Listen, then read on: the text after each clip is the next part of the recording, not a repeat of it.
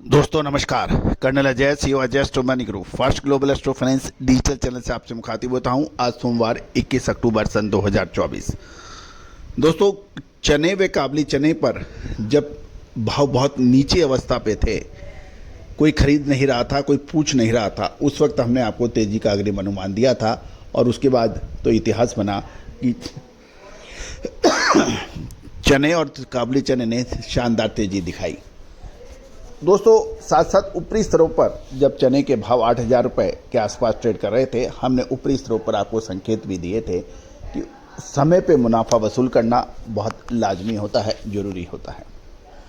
एक तरफ चने की का कम स्टॉक, बढ़ती हुई डिमांड, फेस्टिवल सीजन, शादियों की डिमांड, दूसरी ओर ऑस्ट्रेलियन, तंजानिया और कैनेडियन चने की उपलब्धता, ये एक प्रमुख तेजी और मंदी के कारक बताए जा रहे हैं।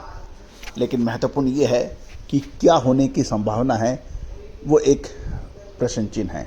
दोस्तों, हमने अपने सभी पेड क्लाइंट्स को अपडेट दे दिया है। दोस्तों, भारतीय अनुसंधान पद्धति का डंका आज पूरे विश्व में फैल रहा है। हमारी 25 सालों की मेहनत का नतीजा ये है कि आज Australia, Tanzania, Myanmar, Brazil, Argentina, Malaysia, Indonesia, Singapore, China जैसे देशों में भारतीय अनुसंधान पद्धति की मांग, रिसर्च की मांग लगातार बढ़ रही है। दोस्तों, आप भी संपर्क कर सकते हैं विशेष रिसर्च रिपोर्ट के लिए। आज के एपिसोड में हम काबली चना और देसी चने की साप्ताहिक समीक्षा आपके समक्ष पेश करेंगे। जानिए रिपोर्ट विस्तार से। दोस्तों, देसी चना पिछले सप्ताह सोमवार को दिल्ली में राजस्थान लाइन का जो चना था 7575 या 7600 रुपये पे खुला था और उसके बाद शनिवार होते होते ये 7550 रुपये पे बंद हुआ। यानी साप्ताहिक देखा जाए तो इसमें 50 रुपये प्रति क्विंटल की गिरावट देखी गई।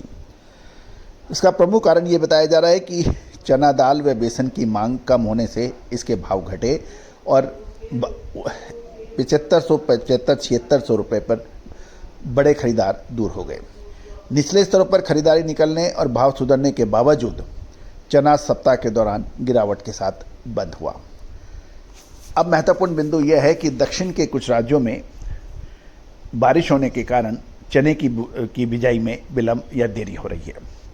इसमें कर्नाटक में बार बार बरसात है, उसके कारण चने की बिजाई कम हो रही है, विलंब से हो रही है। और महाराष्ट्र में भी कई जिलों में बारिश होने के समाचार हैं, जिससे चने की बिजाई में विलंब होने की रिपोर्ट लगातार आ रही है।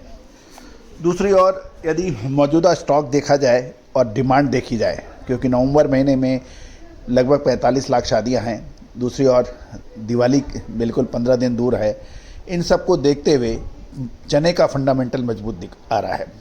लेकिन हमें नहीं भूलना चाहिए कि ऑस्ट्रेलियन, तंजानिया के चने के भाव लगातार अब अंतर्राष्ट्रीय बाज़ारों में कमज़ोर हो रहे हैं।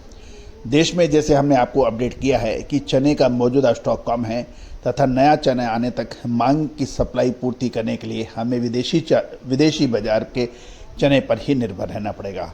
दूसरी ओर सरकार द्वारा रियायती दरों पर भारत दाल की उपलब्धता कराने से भी बाज़ारों को माल की आपूर्ति हो सकती है।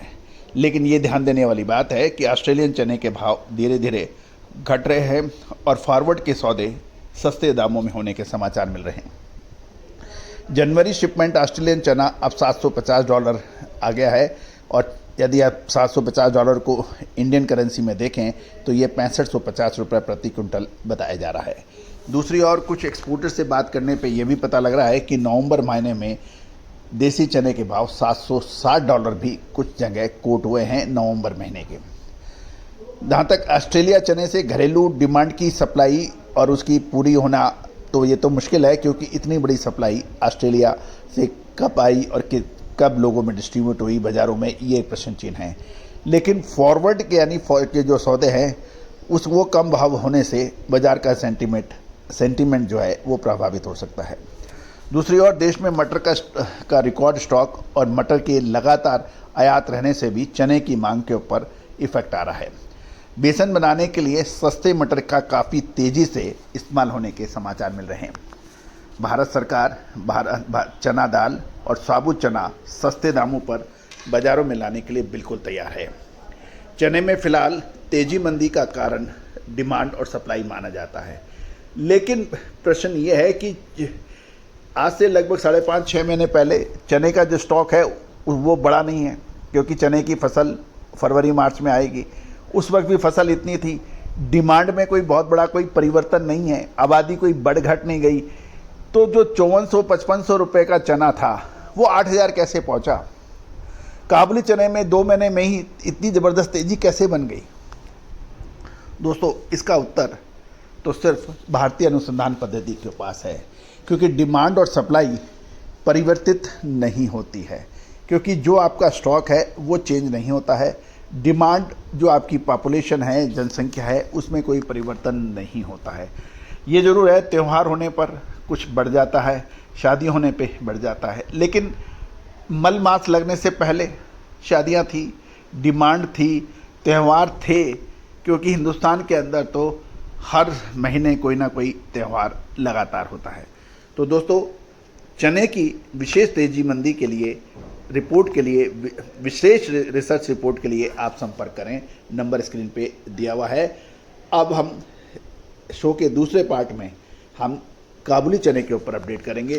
पूरा प्रोग्राम ध्यान से समझें, देखें, यदि पसंद आए तो लाइक कीजिएगा। साथ साथ चैनल को सब्सक्राइब करना बिल्कुल ना भूलें यदि आपने सब्सक्राइब अभी तक नहीं किया है, यदि शो पसंद आता है तो। अब हम चर्चा करेंगे काबुली चना के बारे में, साप्ताहिक क्या मोमेंट रहा।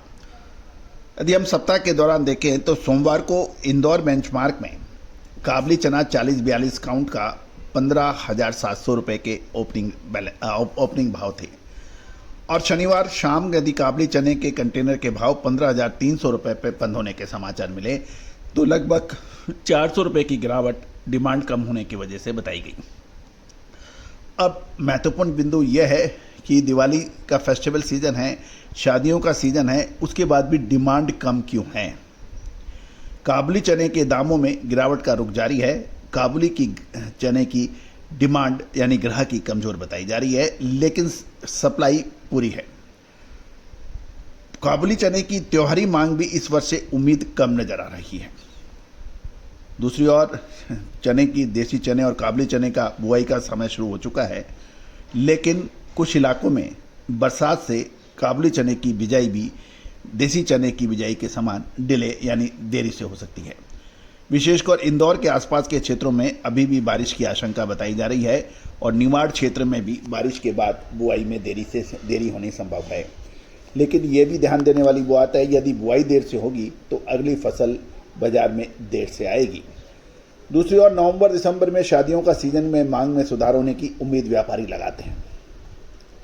काबुली चने की खपत अक्सर नवंबर-दिसंबर में बेहतर रहती है, और काबुली चने अपने महत्वपूर्ण बिंदु 15,000 के आसपास ही ट्रेड हो रहा है।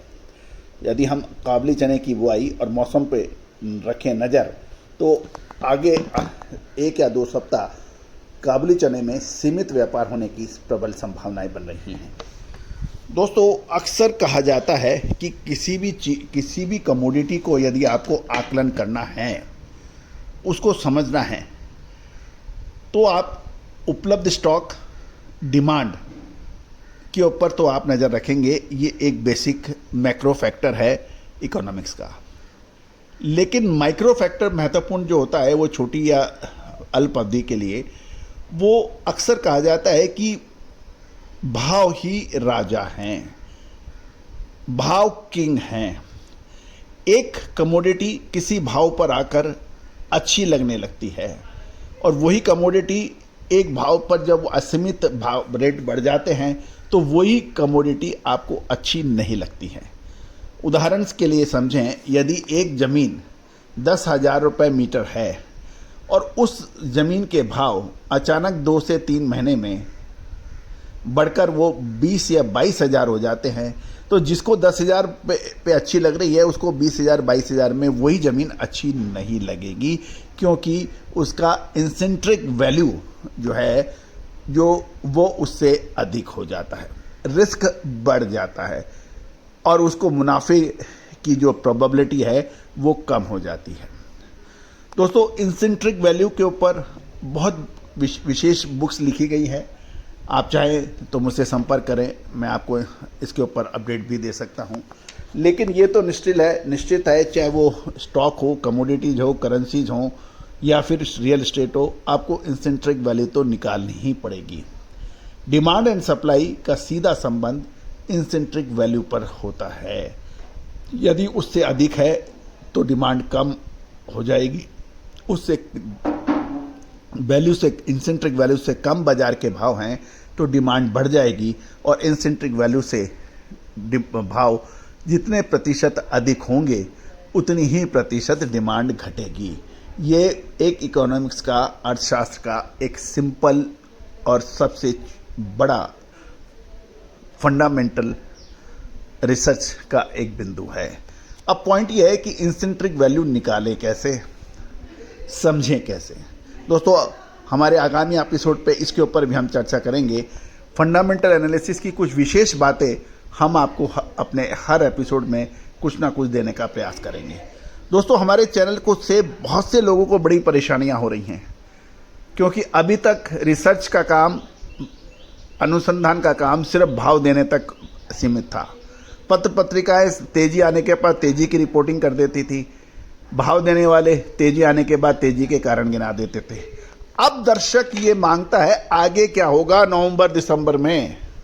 इसका जवाब अब वो दाएं बाएं देखने लगते हैं, दूसरों से दे रहते हैं और चैनल के ऊपर अनगढ़ बातें करने लगते हैं। और कुछ व्यक्ति तो अपने हमारे चैनल के कमेंट बॉक्स के अंदर जो खुद चैनल चला रहे हैं वो भी कुछ हमारे जो राइवलर्स हैं वो अनगढ़ प्रलाप भी करते देखे गए हैं।